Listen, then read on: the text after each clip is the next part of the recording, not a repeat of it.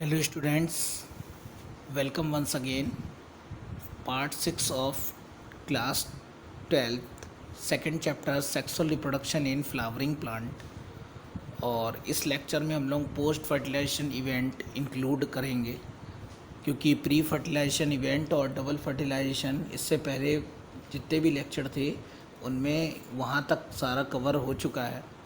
और आज जो है formation of endosperm, embryo, seeds formation और लास्ट के दो छोटे से टॉपिक और हैं, एपोमिक्सिस और पॉलीएम्ब्रियोनी। ये भी हम इसी लेक्चर में इंक्लूड करके ये सेकंड चैप्टर पूरा फिनिश करना है आज। तो जल्दी से स्टार्ट करते हैं। ये देखिए डबल फर्टिलाइजेशन इवेंट तक हम लोगों ने कवर कर लिया था और अब हम लोग करेंगे पोस्ट फर्टिलाइजेशन इवेंट। तो पोस्ट फर्टिलाइजेशन इवेंट है क्या, देखो पहले तो ये पढ़ते हैं हम लोग। ये फर्स्ट पैराग्राफ पढ़ते हैं हम लोग। पोस्ट फर्टिलाइजेशन इवेंट क्या है? Following fertilization event of endosperm and development of maturation of ovule into seeds and ovary into fruits are called post fertilization event। यानी ओवरी से सीड्स कैसे ओव्यूल से सीड्स कैसे बनेंगे और ओवरी से फ्रूट्स कैसे बनेंगे, ये सारी प्रोसेस की नॉलेज लेना, स्टडी करना क्या कहलाता है आपका पोस्ट फर्टिलाइजेशन इवेंट। या ऐसे भी कह सकते हैं हम लोग कि पोस्ट फर्टिलाइजेशन इवेंट में यही सारी प्रोसेस को हम लोगों को इंक्लूड करना है कि नहीं। सबसे पहले endosperm development is precedes embryo development. मतलब एंडोस्पर्म डेवलपमेंट कब होगा? जब एम्ब्रियो डेवलप होगा। The primary endosperm cell repeated, क्योंकि प्राइमरी एंडोस्पर्म सेल जो है वो क्या होती जाती है? डिवाइड होती जाती है। And endosperm the cell of tissue are fill with, और वो जो जितनी डिवाइड होगी जो टिश्यू बनेंगे वो क्या होंगे? फिल होंगे रिजर्व मटेरियल से। क्यों रिजर्व मटेरियल? क्योंकि ये यूज़ आने हैं किसके? एम्ब्रियो के डेवलपमेंट में। In the most common type of endospermic development is PEN, जो हम लोग ने प्रीवियस वीडियो में हम लोगों ने किया था स्टडीज़ की। Nuclear division to give rise of few free nuclei and the stage of endosperm development is called free nuclear endosperm. Cell division formation occurs, the endosperm becomes cellular, number of free nuclei form before cellularization vary greatly. The coconut, ये कह रहा है जैसे कौन कौन से endosperm कैसे form होते हैं, कैसे इनके सेलुलर फॉर्मेशन होता है। एक एग्जांपल दिया हुआ है, जैसे कोकोनट है। कोकोनट में क्या होता है? बहुत सारे सेलुलर टिश्यूज से मिलके बनी होती है वो। उसकी कर्नेल जो हम लोग वाइट पार्ट जो हम लोग ईट करते हैं, तो वो भी एक सेलुलर एंडोस्पर्म है, ठीक है, क्योंकि उसका जो वाटर है वो उसमें कन्वर्ट हो जाता है। नेक्स्ट, एंडोस्पर्म में be completely consume by developing pea groundnut and before seeds maturation it में प्रेसिस्ट इन मैच्योर्ड सीड्स। और ये सारे जो है इनके बारे में भी हम लोग अभी डिस्कस करेंगे कि सीड्स जो है मैचुरेशन से पहले क्या क्या क्या उनमें डेवलपमेंट होता है। मतलब आप ऑब्ज़र्व भी कर सकते हो मोनोकॉट में भी और डाइकॉट में भी। एम्ब्रियो क्या है? एम्ब्रियो कहाँ से? माइक्रोपोलर एंड से डेवलप होता है वो। And the micro embryo sac where zygote is situated, जहाँ पे क्या सिचुएटेड होता है? Zygote. Most zygote divided into only after certain amount of endosperm is form. मतलब ज़्यादातर जायगोट जो है डिवाइडेड ओनली आफ्टर, कब डिवाइड होते हैं? एंडोस्पर्म इज फॉर्म, जब एंडोस्पर्म बन जाता है। क्योंकि यही क्या है? ये एंडोस्पर्म जो है कि ये प्रोटेक्टिव लेयर है। This is an adaptation to provide nutrition, क्योंकि ये इनको न्यूट्रिशन प्रोवाइड करने का काम करता है। ऐसा हो क्यों रहा है? ऐसा इसलिए हो रहा है क्योंकि एम्ब्रियो जो मेच्योर होगा वो बहुत सारी स्टेज में होगा, जैसे एम्ब्रियोजेनी, फिर प्रो एम्ब्रियो, फिर ग्लोबुलर, फिर हर्ट से, फिर मेच्योर। और ये एक स्टेप में क्यों नहीं हो रहा है? एम्ब्रियो जो है वो एक स्टेप में मेच्योर क्यों नहीं हो रहा? एक स्टेप में इसलिए मेच्योर नहीं हो रहा क्योंकि उसको क्या चाहिए? नरिशमेंट, जिसके हम लोग ऊपर से डिस्कस करते चले आ रहे हैं।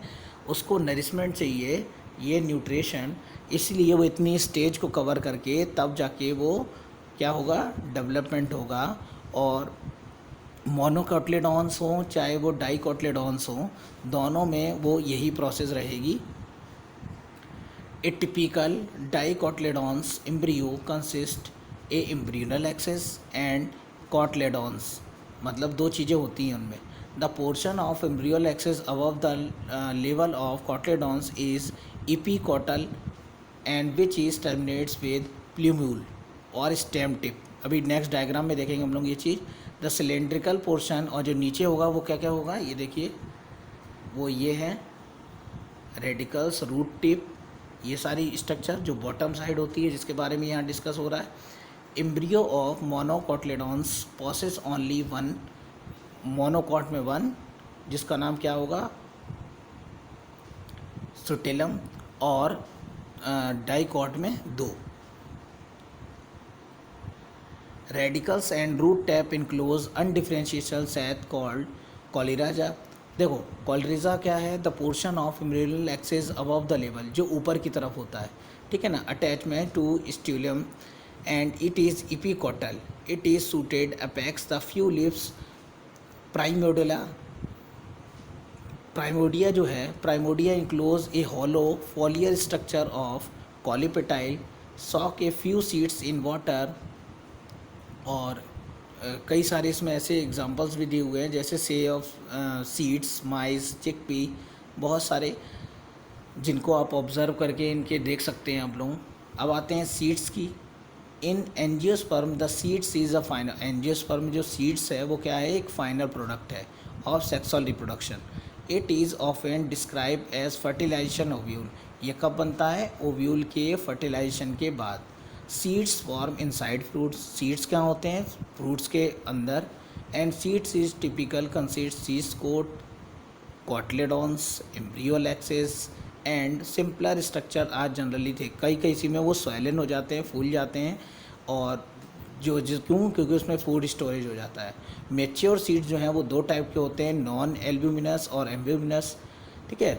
Albuminous seeds have no endosperm and it is completely consumed during embryo development and albuminous seeds a part of endosperm, ठीक है ना। इसमें जो है एंडोस्पर्म नहीं होता और इसमें ये एक एंडोस्पर्मिक का पार्ट है, इन दोनों में difference. It is completely use up during development of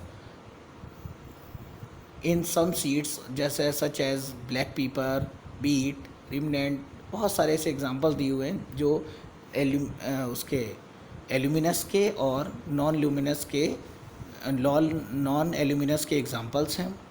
और इन दोनों सीड्स के जो बाहर एक लेयर होती है, प्रोटेक्टिव लेयर, जिसको हम लोग बोलते हैं पेरिस्पर्म, जो इसकी प्रोटेक्टिव लेयर है। Integuments of ovule harden a protective seeds coat, micropyle remain small pore in the seeds coat, this facility entry oxygen. ऐसा क्यों होता है, ताकि ऑक्सीजन की एंट्री हो, एंड वाटर इनटू सीड्स। ऐसा क्यों, तो क्योंकि सीड वाटर की एंट्री होगी, ऑक्सीजन की एंट्री होगी, तो सीड्स जर्मिनेशन होगा। Seeds mature it water content reduce, क्योंकि सीड्स जब भी आपको मालूम है जर्मिनेट होता है जब उसको ऑक्सीजन प्रॉपर वे में और वाटर मिलता है, मॉइस्चर मिलता है। Seeds become a relative 10 to 15% moisture by mass, और ये दिया हुआ है कितना मॉइस्चर चाहिए उसको। द जनरल मेटाबॉलिक एक्टिविटी, क्योंकि अगर इससे कम मॉइस्चर होगा तो जो सीड्स है उसकी मेटाबॉलिक एक्टिविटी डाउन होती जाती है, यानी वो स्लीपिंग स्टेज में पहुंचता जाता है, जिसका नाम होता है dormancy. If favourable condition are available, अगर फेवरेबल कंडीशन मिलेगी तो वो जर्मिनेट होगा। And ovule mature into seeds, ovule में सीड्स में मेच्योर हो जाएगा। The ovary develop into fruits, और ओवरी जो है वो फ्रूट्स में डेवलप हो जाएगी, जिसके बारे में अभी पहले पैराग्राफ पे डिस्कस किया था हम लोगों ने। कौन सी चीज़ किस में बदलेगी, ओव्यूल बदलेगा सीड्स में, ओवरी बदल जाएगी फ्रूट्स में। Transformation of ovule into seeds and ovary into fruits processed simultaneously, मतलब ये खुद होते रहते हैं। The wall of ovary develop a wall of fruits is called pericarp, ठीक है ना। जो ओवरी की वॉल है वो पेरिकार्प बनाती है। द फ्रूट्स में भी fleshy in guava, orange, mango, may be dry eg, groundnut, mustard etcetera. इसमें आप ईजिली देखेंगे। Many fruits and involve mechanism of dispersion of seeds, recall a classification of their dispersal mechanism. और ये depend करता है किसकी, dispersion mechanism है कि कैसे वो डिस्पर्स होते हैं। Next, in most of time of fruits develop from ovary, ज़्यादातर क्या होते हैं फ्रूट्स किससे डेवलप होते हैं, ओवरी से। अदर फ्लोरल पार्ट डिजनरेट, और बाकी जो पत्तियाँ और कोलॉक्स कैलेक्स करेला वगैरह जो मैंने बताया था, जब फ्लावर की स्ट्रक्चर बताई थी, पेटल्स एपल्स ये सब झड़ जाते हैं, और केवल जो फ्रूट्स जो डेवलप होता है वो किससे डेवलप होता है, ओवरी से। ठीक है, बाकी सब डिजनरेट हो जाते हैं, लिखा हुआ है फॉल हो जाते हैं। Few species as apple, strawberry etcetera. The thalamus, कुछ वो ऐसे भी होते हैं फ्रूट्स जिसमें एप्पल जैसे स्ट्रॉबेरी एग्जांपल दिया, वेरी इंपॉर्टेंट फॉल्स फ्रूट की डेफिनेशन है ये, कि उसमें क्या होता है थैलेमस का जो कंट्रीब्यूशन होता है किसमें, फ्रूट्स बनने में, केवल ओवरी का नहीं, ओवरी के साथ साथ थैलेमस का भी कंट्रीब्यूशन हो, ऐसे बनने वाले फ्रूट्स कौन से होते हैं, फॉल्स फ्रूट। और जिसमें केवल ओवरी का ही कंट्रीब्यूशन हो वो कहलाते हैं आपके ट्रू फ्रूट्स। ओके, ये बात ध्यान रखिएगा, इंपॉर्टेंट है ये। नेक्स्ट, और इन विच, ये भी बहुत इंपॉर्टेंट है आपका, ये यहाँ तक अभी पढ़ते हैं इसे। इन विच डेवलपमेंट विदाउट फर्टिलाइजेशन, कभी कभी क्या होता है फ्रूट्स जो है विदाउट फर्टिलाइजेशन के बनता है, such fruits are called parthenocarpic fruits. इनको क्या बोलते हैं, पार्थिनोकार्पिक फ्रूट्स बोलते हैं। जैसे बनाना, बनाना में आपने देखा होगा सीड्स नहीं होते फिर भी वो डेवलप होता है। ठीक है, किसके, क्योंकि एप्लीकेशंस ऑफ ग्रोथ हार्मोन्स की वजह से। ठीक है, पार्थिनोकार्पिक फ्रूट्स बोलते हैं इसको हम लोग। Seeds are offer several advantage and angiosperm first since their reproductive process, a pollination and fertilization are independent of water, seeds formation more dependable. Also, seeds have better adaptive strategy for dispersal of new habitat. मतलब जो आपका dispersion के लिए seeds को एक जगह से दूसरी जगह जाने के लिए बहुत सारी कंडीशंस अप्लाई होती है। In colonies and other area as is sufficient food reserve, young seeding or nourishment until they are capable photosynthesis or their own. Hard seeds coated provide protected of young embryo and product sexual reproduction. ज़्यादातर क्या होते हैं sufficient food लेके photosynthesis यानी hard कीट जो है वो क्या करते हैं सेक्सुअल रिप्रोडक्शन के प्रोडक्ट होते हैं। They generate a combination leading to variation. Seeds is the basic of our agriculture, और जो एग्रीकल्चर के लिए जो है सबसे इम्पॉर्टेंट जो है वो क्या है seeds. Dehydration and dormancy, dehydration पानी कमी एंड डोरमेंसी जो आपका स्लीपिंग स्टेज यानी सीड्स की। Mature seeds are for storage of seeds which may be used food throughout the year, also rise crop in next season. Can you imagine agriculture in the absence of seeds? क्या आप ऐसा imagine कर सकते हो कि agriculture भी हो सकती है विदाउट सीड्स के। ठीक है, which we germinate strategy always soon after formation can not be storage. क्या ऐसा हो सकता है कि बिना जर्मिनेट किए स्टोरेज किया जा सके। How long seeds remain alive, seeds कब तक अलाइव रहेंगे, दे आर डिस्पर्स होने के बाद। दिस पीरियड आर वेरी, ये जो पीरियड है वेरी होते हैं, कुछ सीड्स के सब सीड्स के मतलब अलग अलग होते हैं, वेरी करते हैं। इन फ्यू स्पीसीज़, अब देखो बताया गया सारी स्पीसीज़ में, कुछ स्पीसीज़ में seeds lose variability within few months, कुछ में मंथ में ही हो जाते हैं। Seeds a large number of species live is, कुछ ईयर तक होते हैं, बहुत सारे आगे एग्जांपल जाएंगे जो 200 साल या 10,000 साल से भी, और अभी भी उनमें जर्मिनेशन की प्रोबेबिलिटी ऐसे ऐसे सीड्स भी वेरिएबल होते हैं। Seeds are remain alive 100 of year, they are several record, ऐसे बहुत सारे रिकॉर्ड हैं। द ओल्डेस्ट दैट जैसे ल्यूपिनस जिसका एक एग्जांपल है हमारे पास, जो कब से है 10,000 साल से डोरमेंसी है और अभी भी वो जर्मिनेट हो सकता है।